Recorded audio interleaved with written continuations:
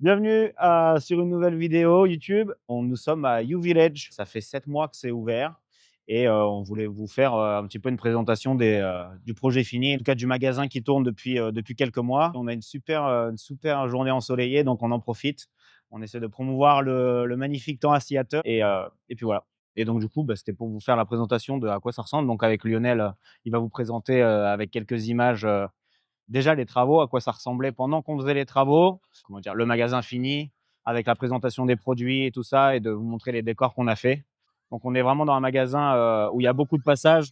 Là, on est dimanche midi en février, donc il y a pas mal de monde. En semaine, on fait à peu près, 350 enfin pas couverts, mais 350 ventes et sur le samedi et sur le dimanche, on fait entre 450 et 500, ventes par jour.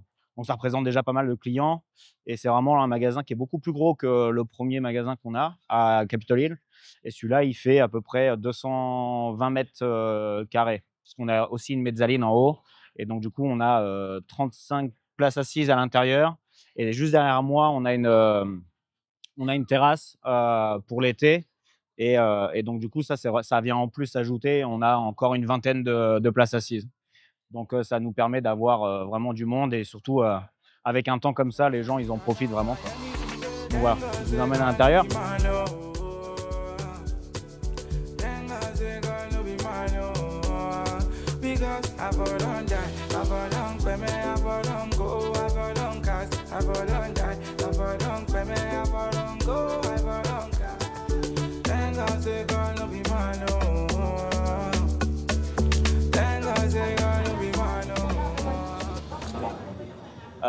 On a un loyer qui est entre 14 et 15 000 par mois.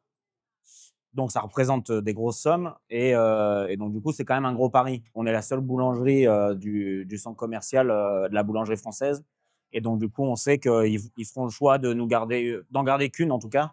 Nous, on a signé pour 17 ans, un premier lease de 7 années plus 2 options de 5 ans supplémentaires et donc du coup, ça nous donne vraiment sur le long terme une visibilité assez importante sur Seattle puisque c'est très prisé comme endroit.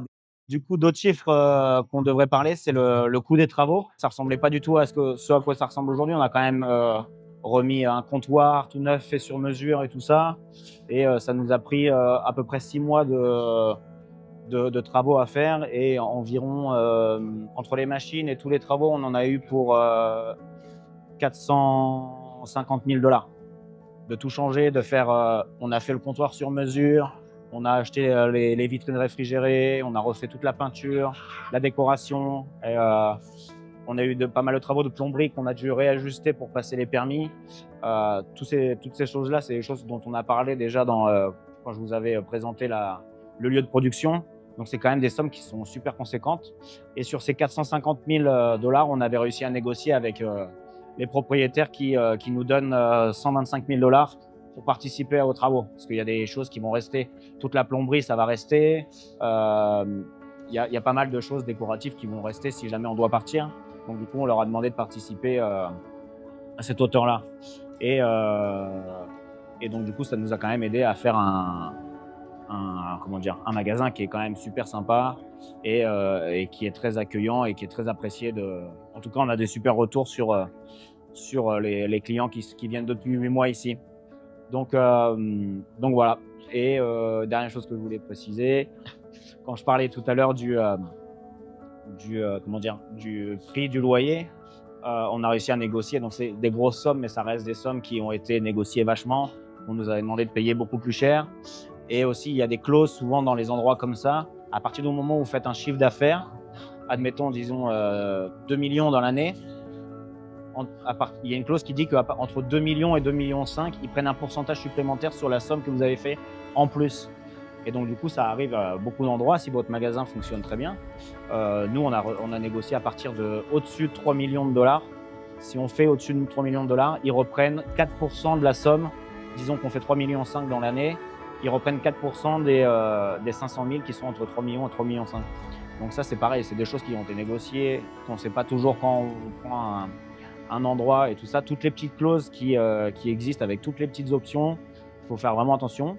Et en tout cas, nous, avec Thibaut, On avait pris beaucoup de temps à essayer de négocier toutes les petites lignes du contrat parce que ça représente des sommes énormes en fait sur 17 ans et un chiffre d'affaires, admettons que ça explose.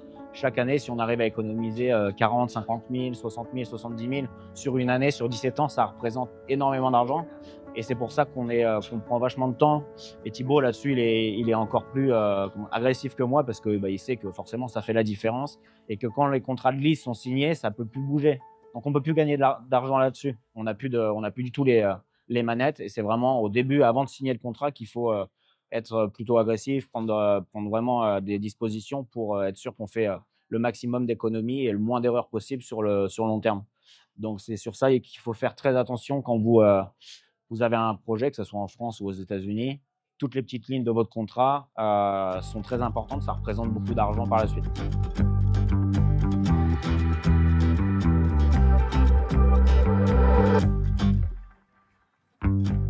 Donc un autre avantage qu'on avait avec ce magasin, c'est qu'il y avait quand même déjà pas mal de choses qui étaient faites en termes de plomberie, d'électricité.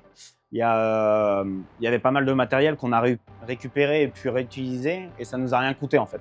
Donc ça, c'était vraiment un gros avantage. Le business qui était avant, il a dû partir parce que ça ne marchait pas correctement. Et donc du coup, comme il payait plus ses loyers et tout ça, ils se sont mis d'accord pour laisser toutes les machines et partir au plus vite. Et comme ça, quelqu'un pouvait remplacer rapidement. Et nous, ça nous a permis de réutiliser les frigos qui sont à côté. On a réutilisé la chambre froide qui était déjà installée avec les frigos qui étaient en bon état. On les a juste réparés. Et donc, du coup, ça nous a permis de gagner du temps et vraiment d'avoir cet endroit. Ça nous donne aussi quand même le fait de pouvoir cuisiner ou d'assembler des sandwichs sur place. Ça nous permet vraiment de pouvoir fournir un service qui est différent et qui est vraiment apprécié par nos clients ici, quoi. Donc voilà, j'espère que la vidéo vous a plu. N'oubliez pas de vous abonner si vous voulez connaître plus d'histoires et plus de projets qui arrivent durant l'année 2026. Et on se voit très vite sur ma chaîne. Je vous dis à très vite. Et n'hésitez pas si vous avez des questions, mettez-les en commentaire. Parfois, il y a des gens qui demandent à propos des visas, comment on peut venir aux États-Unis et tout ça. On va faire un sujet avec Lionel juste sur les visas. Et s'il y a d'autres sujets qui vous intéressent, n'hésitez pas. Ravi de partager mon expérience avec vous. Je vous dis à très vite et passez une bonne journée. Ciao. Keep it easy, keep it tasty.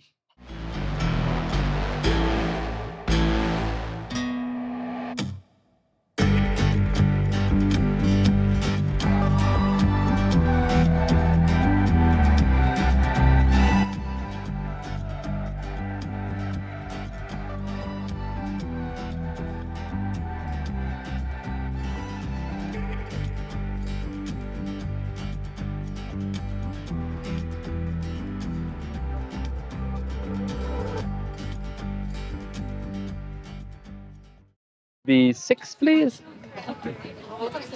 Just one? Thank you.